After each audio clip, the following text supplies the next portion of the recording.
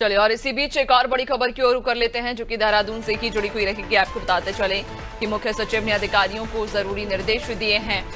दरअसल मानसून की चुनौतियों से निपटने को लेकर ये निर्देश जारी किए। व्यवस्थाओं को बेहतर करने के लिए एक्शन प्लान तैयार करने के निर्देश दिए हैं। तो देहरादून से ये बड़ी खबर, मुख्य सचिव ने अधिकारियों को जरूरी निर्देश दिए। मानसून की चुनौतियों से निपटने को लेकर ये निर्देश जारी किए हैं। दरअसल व्यवस्थाओं को अब और बेहतर करने के लिए एक्शन प्लान तैयार करने के निर्देश दिए हैं। तो मुख्य सचिव ने अधिकारियों को जरूरी निर्देश दिए। मानसून की चुनौतियों से निपटने को लेकर ये निर्देश जारी किए हैं। व्यवस्थाओं को और बेहतर करने के लिए एक्शन प्लान तैयार करने को कहा है। ज्यादा जानकारी लेंगे सहयोगी सोनू लगातार हमारे साथ बने हुए हैं।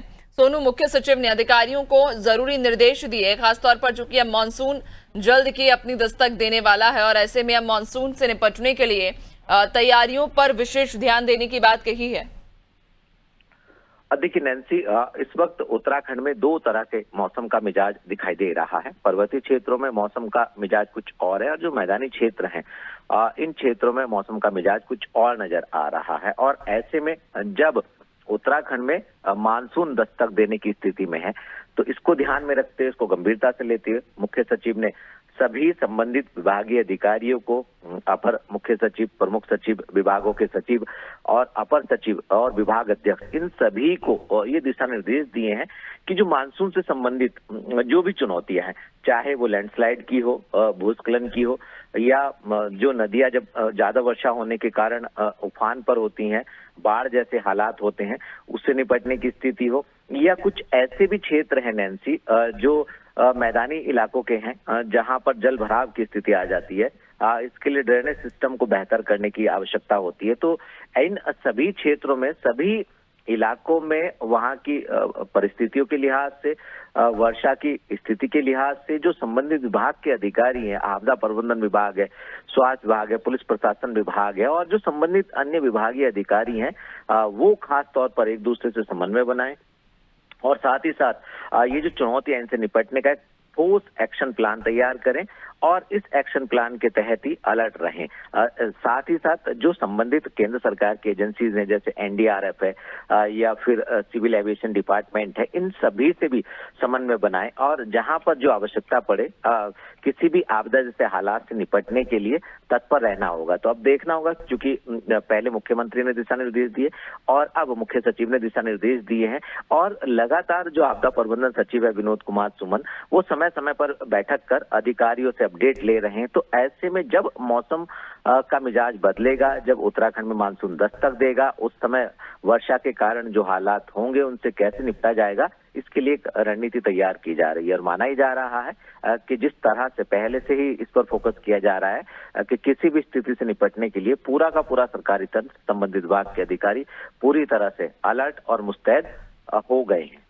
बिल्कुल, लेकिन सोनू, चूंकि उत्तराखंड में दोहरी चुनौती रहती है स्थानीय प्रशासन को, चूंकि वो कोर पर्वतीय इलाका है और ऐसे में प्राकृतिक आपदा का कुछ अनुमान नहीं लगा सकते हैं कब प्राकृतिक आपदा घट जाए। तो दूसरी ओर उत्तराखंड चूंकि धार्मिक नगरी भी कही जाती है, हजारों लाखों की संख्या में यहाँ श्रद्धालु भी पहुंचते हैं, तो उनकी जिम्मेदारी भी रहती है। अब ऐसे में दोहरी चुनौतियों को कैसे जो स्थानीय प्रशासन है वो उन चुनौतियों से कैसे निपटेगी?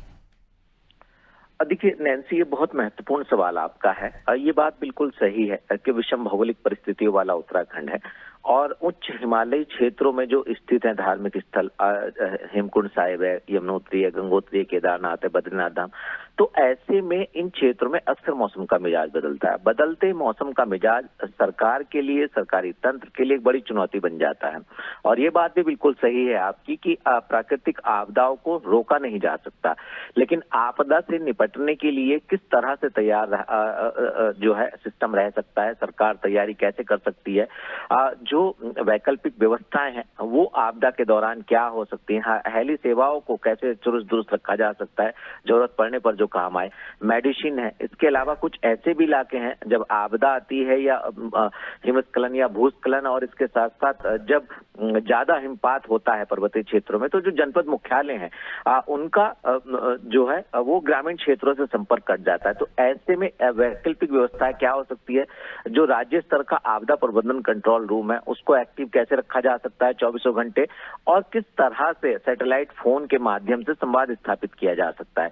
तो ये तमाम ऐसे पहलू हैं कि इस चुनौती से निपटा जा सके, और यही वजह है कि सरकार और मौसम विभाग समय समय पर एडवाइजरी जारी करते हैं, और जो बड़ी संख्या में तीर्थ यात्री के रूप में, पर्यटकों के रूप में बाहरी क्षेत्रों से लोग यहाँ पर पहुंचते हैं श्रद्धालु के रूप में, उनसे भी ये अनुरोध किया जाता है, अपील की जाती है कि पहले आप मौसम का अपडेट लें, उसके बाद आप अपनी यात्रा को आगे बढ़ाएं। क्योंकि पर्वतीय क्षेत्रों में अगर हम केदारनाथ धाम की बात करें तो जैसे आजकल जून का माह चल रहा है, और ऐसे में भी अभी कुछ रोज पहले केदारनाथ में बर्फबारी हुई थी, और हेमकुंड साहिब में भी इसी तरह के हालात कई बार देखने को मिलते हैं। कुछ समय पहले बद्रीनाथ में भी बर्फबारी हुई थी। तो आप समझ सकते हैं कि बदले मौसम का मिजाज जो है वो सिस्टम के लिए एक चुनौती बन जाता है। इस चुनौती से निपटने के लिए ही एक ठोस रणनीति बनाई जा रही है, और इस ठोस रणनीति के तहत जो एक्शन प्लान तैयार किया जाएगा उसके तहत ही किसी भी आपदा से निपटने के लिए जो है वो पूरी सरकारी मशीनरी कार्य करेगी। खास तौर से जो रिस्पांस टाइम होता है उसको कम से कम कैसे किया जा सकता है, कहीं से कोई भी सूचना अगर आती है तो कम से कम समय में राहत और बचाव कार्य कैसे शुरू किए जा सकते हैं, इस पर सरकार का फोकस है।